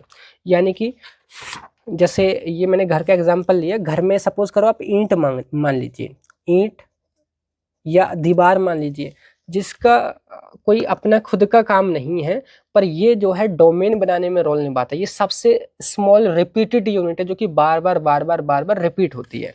तो लिखा है motif is a small repeated structural pattern found in the protein. Protein के अंदर पाया जाने वाला एक छोटा सा एक स्मॉल रिपीटेड यूनिट या पैटर्न को हम मोटिफ बोलते हैं। Example helix loop, helix motif है, जिंक फिंगर प्रोटीन है। जैसे मैं आपको इमेज में दिखाता हूँ, देखिए ये मोटिफ है। जैसे ये पर्टिकुलर कोई प्रोटीन है, ये बड़ी से आप देख रहे हो प्रोटीन है, प्रोटीन में ये हिस्सा देखो, ये हिस्सा देखो, ये देखो, ये देखो, ये सब एक जैसे दिख रहे हैं ना। तो मोटिफ बोले तो छोटा सा हिस्सा जो बार बार रिपीट हो रहा होता है। और कई मोटिफ मिलकर के क्या बना लेते हैं, डोमेन बनाते हैं। डोमेन क्या है, देखिए ये पूरी प्रोटीन है, ये हिस्सा एक अलग दिख रहा है, ये हिस्सा एक अलग दिख रहा है, ये डोमेन है। एक डोमेन ये है, एक डोमेन ये है। इसका खुद का स्ट्रक्चर है, खुद का काम भी है, खुद का स्ट्रक्चर है, खुद का काम भी है। इस तरीके से तो ये डेफिनेशन आ जाती हैं। फोल्ड क्या है, फोल्ड का सिंपल मतलब ये है, ए fold is the overall 3 dimensional shape of A protein formed after folding. कि जब हम प्रोटीन को फोल्ड कर दें, अगर हम उसको मोड़ दें, फोल्ड कर दें, तो फोल्ड करने के बाद जो 3D शेप बन करके आता है प्रोटीन का, उसी को हम फोल्ड बोलते हैं। जैसे ये घर का एग्जांपल लिया, तो घर का ये जो आप देख रहे हो चारों तरफ से ये नक्शा जो दिख रहा है, ये इसका 3D मैप है। तो 3D शेप होता है जो प्रोटीन का, वही फोल्ड कहा जाता है। समझ आई बात? तो ये 3 डेफिनेशन आ जाती हैं। डोमेन क्या है, जो सेपरेट फंक्शन पार्ट रखता है। मोटिव क्या है, रिपीटेड यूनिट है। फोल्ड क्या है, 3 डायमेंशनल शेप है जो प्रोटीन का बनता है। समझ आ गया? एग्जाम्पल इसका बीटा बैरल फोल्ड है, अल्फा बीटा फोल्ड है। नेक्स्ट है क्वेश्चन यहाँ पे, explain threading and homology modelling method used in protein structure prediction. Protein की स्ट्रक्चर प्रेडिक्ट करने में ये threading and homology modelling method क्या है वो आपने बताना, जो कि 7 नंबर में आ जाता है क्वेश्चन। देखिए यहाँ पर आप देखोगे threading and homology modelling method है। अब देखिए क्वेश्चन यहाँ से आ रहा है एक्चुअली में, computational prediction of protein structure. मतलब कि कंप्यूटर की मदद से आप प्रोटीन की स्ट्रक्चर आइडेंटिफाई करोगे, 3D स्ट्रक्चर ऑफ प्रोटीन। देखिए प्रोटीन बोले तो कोई भी रिसेप्टर हो या कोई भी एंजाइम हो, ट्रांसपोर्टर वगैरह हो, तो उसकी क्या आप स्ट्रक्चर पता कर सकते हैं कंप्यूटर की मदद से। बस वही प्रोसेस क्या कहा जाएगा, या वही तरीका क्या कहा जाएगा, प्रोटीन स्ट्रक्चर प्रेडिक्शन। देखो सिंपल समझो, प्रोटीन एक चेन होती है अमीनो एसिड की, स्ट्रक्चर प्रेडिक्शन बोले तो शेप या अरेंजमेंट को पता लगाना। तो प्रोटीन स्ट्रक्चर प्रेडिक्शन एक ऐसी प्रोसेस है जिसमें हम किसी अमीनो एसिड के सीक्वेंस है, आपके पास अमीनो एसिड का सीक्वेंस होगा, वो आप कंप्यूटर में डालेंगे और उसकी मदद से आप प्रोटीन की स्ट्रक्चर को, 3D स्ट्रक्चर को पता कर पाएंगे। जैसे इमेज में आप समझिए कि ये एक प्रोटीन का सीक्वेंस है, या बोल सकते हैं अमीनो एसिड का सीक्वेंस है, जैसे कि methionine, alanine, lysine, glycine, serine, leucine, valine, ये अमीनो एसिड है। अमीनो एसिड से मिलकर ही तो प्रोटीन बनती है। तो ये आपके पास कंप्यूटर सॉफ्टवेयर है, आप ये एक इनपुट देंगे, इसमें आप टाइप करेंगे, सॉफ्टवेयर में इनपुट देंगे कि भाई हमारी जो प्रोटीन है उसमें कुछ इस तरीके से अमीनो एसिड का सीक्वेंस है। अब कंप्यूटर क्या करेगा, इस सीक्वेंस को समझ करके एक उसका 3D स्ट्रक्चर यहाँ पे प्रेडिक्ट करेगा कि आपकी जो प्रोटीन है किसी बॉडी में या किसी सेल के अंदर, यानी कि एक रियल ह्यूमन बीइंग में कैसी होगी या कैसी दिखती होगी, 3D स्ट्रक्चर ये प्रेडिक्ट करता है। बस यही प्रेडिक्शन की प्रोसेस कहा जाएगा प्रोटीन स्ट्रक्चर प्रेडिक्शन। अभी जो प्रोटीन स्ट्रक्चर प्रेडिक्शन है ना, वो दो तरीकों से होता है, थ्रेडिंग से और होमोलॉजी मॉडलिंग से। अब इनको हम समझ लेते हैं। पहला है होमोलॉजी मॉडलिंग। होमोलॉजी का मतलब होता है सिमिलरिटी और रिलेटेडनेस, मतलब कि समानता। मॉडलिंग बोले तो एक स्ट्रक्चर मॉडल बनाना, कि समानता के बेसिस पे, या बोले तो अगर आपकी जो प्रोटीन है, जैसे सपोज करो, मैं यहाँ पे एक और एग्जांपल से ही बताऊंगा आपको। जैसे कि सपोज करो कि ये आपकी एक प्रोटीन है ए बी, जस्ट मैं ABCD जोड़ देता हूँ ताकि आपको समझ आए, CDEF।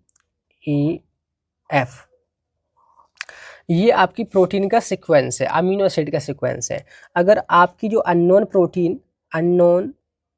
प्रोटीन का सीक्वेंस किसी नॉन प्रोटीन के अमीनो एसिड के सीक्वेंस से मिलता है, तो हम मान सकते हैं कि उसकी जो 3D स्ट्रक्चर है वो भी कुछ हद तक सेम ही होगी। जैसे सपोज करो ये दूसरी प्रोटीन है ए, बी की जगह मैं कुछ इसकी जगह मैं यहाँ पे सपोज करो H जोड़ देता हूँ, बाकी का यहाँ पे मैं सेम रखता हूँ, जैसे इस तरीके से। जैसे सपोज करो हमारी अननोन प्रोटीन का सीक्वेंस इस तरीके से है, हमारे पास ये नॉन प्रोटीन है जिसकी हमको 3D स्ट्रक्चर पता है। तो ये मेथड क्या प्रिंसिपल पे काम करता है, ये कहता है कि अगर किसी अननोन प्रोटीन में जो अमीनो एसिड का सीक्वेंस है वो नॉन प्रोटीन के अमीनो एसिड के सीक्वेंस से बहुत मिलता जुलता है, तो उसकी स्ट्रक्चर भी, उसकी 3D स्ट्रक्चर भी मिलती जुलती ही होगी। इसीलिए इसका नेम आया होमोलॉजी, यानी कि समानता के बेसिस पर 3D स्ट्रक्चर बनाना। इसको आप घरेलू एग्जाम्पल से समझो कि कोई फैमिली है, फैमिली में जैसे दो भाई होते हैं, एक भाई दूसरा भाई। तो अगर सपोज करो आप पहले भाई को शक्ल से पहचानते हो या पहले भाई को आप शक्ल से जानते हो, तो आप कुछ हद तक ये भी गैस कर सकते हो, अगर उसका भाई कभी आपको रास्ते में दिखा कि यार ये मुझे उसके भाई की तरह लग रहा है, उसकी शक्ल उससे मैच कर रही है, क्योंकि वो एक ही फैमिली के हैं, उनमें कुछ ना कुछ सिमिलरिटीज़ हैं। तो ये इस फंडे पे काम करती है, कौन सी, होमोलॉजी मॉडलिंग। मेरी बात समझ आई? अभी आप डेफिनेशन समझोगे और अच्छे से समझ आएगा कि होमोलॉजी मॉडलिंग जो है एक ऐसा मेथड है जिसमें 3D स्ट्रक्चर प्रेडिक्ट की जाती है किसी भी प्रोटीन की। कैसे? जो अननोन प्रोटीन का जो सीक्वेंस है, अमीनो एसिड का सीक्वेंस है या टेम्पलेट है, वो किसी नॉन प्रोटीन के टेम्पलेट से मैच करता होगा। जैसे मैंने यहाँ पे एकदम स्टेप बाय स्टेप यहाँ पे दिखा रखा है कि होमोलॉजी मॉडलिंग या कंपैरेटिव मॉडलिंग कैसे काम करती है। तो आपके पास एक इनपुट रहेगा या अमीनो एसिड का सीक्वेंस रहेगा जो कि आप कंप्यूटर में यहाँ पे इनपुट देंगे। अब जब ये आप इनपुट देंगे तो कंप्यूटर इस अमीनो एसिड के सीक्वेंस से मिलती जुलती किसी प्रोटीन को सर्च करेगा। अब बोलोगे यार प्रोटीन को कैसे सर्च करेगा कंप्यूटर? तो मैं बात कर रहा हूँ, कंप्यूटर सॉफ्टवेयर रहते हैं, कुछ कंप्यूटर में सॉफ्टवेयर रहते हैं जिसमें पूरा डेटा, जितनी भी प्रोटीन्स है हमारे शरीर के अंदर, दुनिया में जितनी भी प्रोटीन्स है, सबका डेटा उसमें रहता है, जिसको हम प्रोटीन डाटाबेस या PDB बोलते हैं, तो प्रोटीन या डाटा बैंक बोलते हैं। तो जो आपने इनपुट दिया ये सेम वैसा ही है जैसे कि आप किसी भी यूट्यूब पर जाकर के कोई भी टाइटल सर्च करते हो, उससे रिलेटेड आपको वीडियोस दिख जाती हैं। सेम वैसे आपने यहाँ पे टाइटल दिया या इनपुट दिया कि इस तरीके का सीक्वेंस है, कंप्यूटर सर्च करेगा डाटाबेस में कि इस सीक्वेंस से मिलती जुलती कोई प्रोटीन है क्या। हाँ, अगर मिली तो उसको टेम्पलेट से मैच करेगा। देखो इसमें के है, इसमें भी के है, LLRREE V इसमें है, पर इसमें यहाँ पे आई आ गया, मतलब थोड़ा सा अंतर है, यहाँ के की जगह आर आ गया। ये थोड़ा एक दो अमीनो एसिड का ऊपर नीचे अंतर है, ये इससे बहुत मिलता जुलता है, ये बोल सकते हैं। पर इसकी स्ट्रक्चर हमको पता है, तो इस वाले की भी स्ट्रक्चर इसी से रिलेटेड रहेगी, इससे होमो होगी, यानी कि सिमिलर होगी। तो बस उसी के बेसिस पे कंप्यूटर जो है उसकी 3D स्ट्रक्चर बना देता है और ये होमोलॉजी मॉडलिंग कही जाती है। इसका प्रिंसिपल देखो वही बात है, protein with similar amino acid sequence usually have similar 3 dimensional structure. Protein जिनमें अमीनो एसिड का सीक्वेंस सिमिलर रहता है उनकी 3D स्ट्रक्चर भी सिमिलर ही होगी। भाई बात आई समझ में। अभी कैसे करते हैं स्टेप बाय स्टेप, यहाँ पे लिख रखा है कि सबसे पहले टारगेट जो प्रोटीन है उसको सीक्वेंस सॉफ्टवेयर में आप ऐड करोगे, उसके बाद में सर्च करेगा सॉफ्टवेयर, सिमिलर नॉन प्रोटीन को फाइंड आउट करेगा, फिर उनके टारगेट सीक्वेंस को अलाइन करेगा और उसके बेसिस पर अगर जहाँ जहाँ जिससे मैच करेगा उसी के बेसिस पे 3D मॉडल यहाँ पे बना देगा और बाद में आपके लिए एक 3D स्ट्रक्चर बन जाएगी प्रोटीन की, है ना। तो ये यूज़ कब की जाती है, ये तब यूज़ की जाती है जब सिमिलर प्रोटीन सीक्वेंस अवेलेबल होता है डेटाबेस में। अब दूसरा मेथड है थ्रेडिंग मॉडलिंग।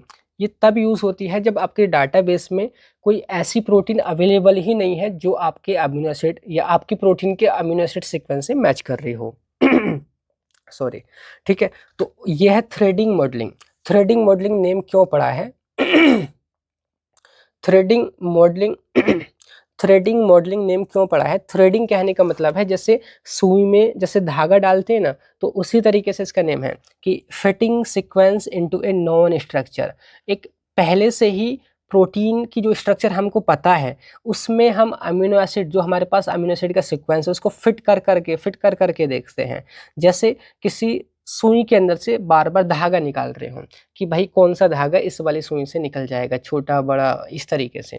मॉडलिंग बोले तो एक तरीके से मॉडल बनाना। कि इसमें क्या होता है, सिंपल सा देखो इमेज से मैं आपको समझा देता हूँ कि इसमें भी आप डेटा यहाँ पे इनपुट डालते हैं कि इस तरीके का सीक्वेंस है जी हमारी किसका, प्रोटीन का। अब पीडीबी में सर्च करा जाता है कि ये वाला जो अमीनो एसिड का सीक्वेंस है पहले से ही जिन जिन प्रोटीन की स्ट्रक्चर हमको पता है किसके फोल्ड में या किसके शेप में फिट हो सकता हो। देखो पहले सीक्वेंस से मैच करने के बेसिस पे हो रहा था, यहाँ पे हम डायरेक्ट कौन से सीक्वेंस से मैच कर रहा है उसके बेसिस पे 3D स्ट्रक्चर बना रहे थे। पर अब क्या है, ये जो प्रोटीन है 1 2 3, ये ऐसी प्रोटीन है जो पहले से ही जिनकी 3D स्ट्रक्चर पता है।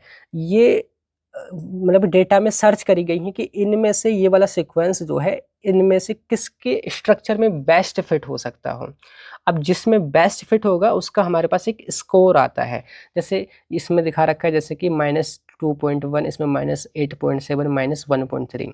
जो जितना ज़्यादा नेगेटिव रहता है वो उतना ही ज़्यादा स्टेबल रहता है। ये आपने पढ़ा होगा, कोई भी चीज़ जो जितना दब के रहती है वो उतना ही ज़्यादा शांत रहती है। तो हमको जो ज़्यादा माइनस में आएगा ना वो वाला ही उसके लिए बेस्ट रहता है, या बोले तो ये वाला सीक्वेंस इस वाले प्रोटीन में फिट हो जाएगा और उसी के स्ट्रक्चर के बेसिस पे उसका मॉडल बनता है। अभी चीज़ नहीं समझ आई होगी, मैं आपको ये एक घरेलू एग्जांपल लेके चलता हूँ कि सपोज करो कि आपका कोई फ्रेंड है, ठीक है। अब पहले क्या था तरीका कि भाई मैंने भाई वाला एग्जांपल जैसे शक्ल मैच कर रही है। अब फ्रेंड को आपने कोई शर्ट गिफ्ट करना है या कोई टी शर्ट गिफ्ट करना है। अब आप अपने फ्रेंड को किसी शॉप पर या मॉल के अंदर ले गए। आपका फ्रेंड जो है क्या करता है, एक पर्टिकुलर टी शर्ट या 3-4 टी शर्ट एक साथ ले लेता है और उनको पहन करके देखता है, पहन करके देखता है कौन सी उस पर फिट बैठ रही है। सेम वैसा ही ये है, ये कई सारी आपके पास पहले से अवेलेबल टी शर्ट है। ये आपका एक फ्रेंड है जो कि इनको बार बार देखता है कि कौन सी टी शर्ट इसके ऊपर फिट आ रही है, कौन सी टी शर्ट में ये एकदम फिट तरीके से बैठ पा रहा है। जिसमें फिट बैठ रहा है वो किसके बेसिस पे हम पता करें, कंप्यूटर की वजह से उस पर डेटा आ रहा है। जैसे जो सबसे माइनस में रहेगा वो सबसे स्टेबल डेटा है, मतलब सबसे अच्छा वही स्ट्रक्चर में फिट बैठ रहा है।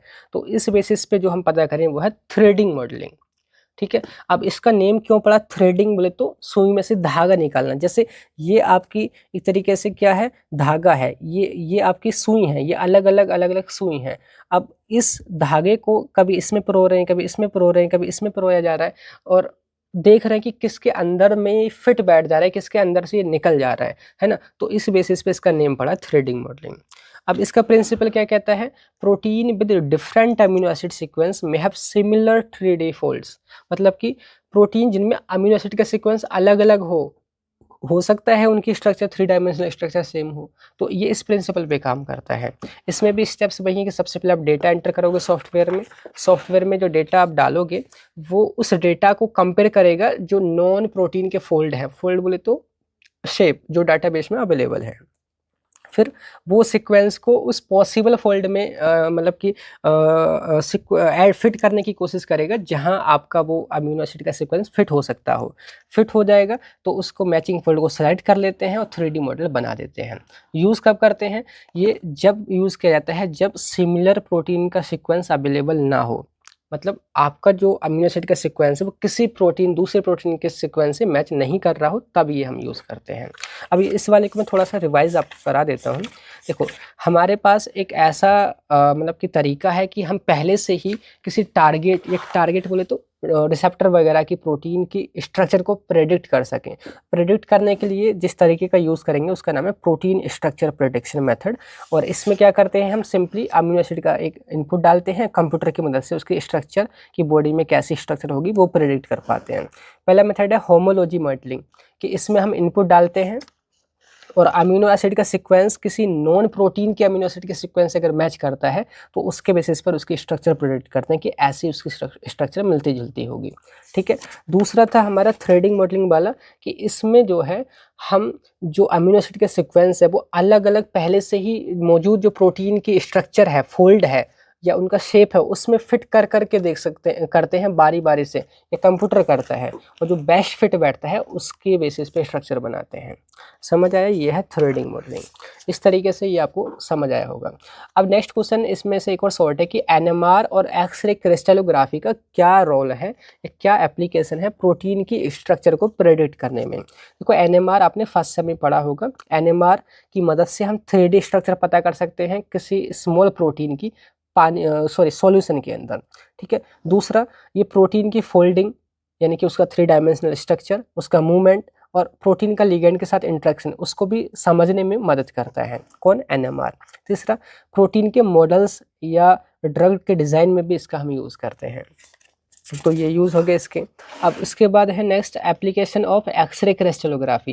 एक्सरे क्रिस्टलोग्राफी का क्या यूज़ है? एक्सरे क्रिस्टलोग्राफी भी आपने पढ़ा होगा। तो ये क्रिस्टल्स के स्ट्रक्चर पता कर पाता है। तो इट इज लिखा है कि it use to determine the high resolution 3D structure of protein in crystal form. Protein की स्ट्रक्चर पता कर पाएगा 3D स्ट्रक्चर किस फॉर्म में? क्रिस्टल फॉर्म में। कौन? X-ray crystallography.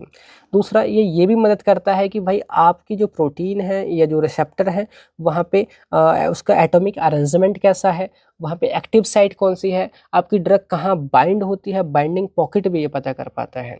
आगे है widely use in protein modelling. Protein की मॉडलिंग में यूज़ होती है, मोलिकुलर डॉकिंग में यूज़ होती है और ड्रग डिज़ाइन में यूज़ होती है।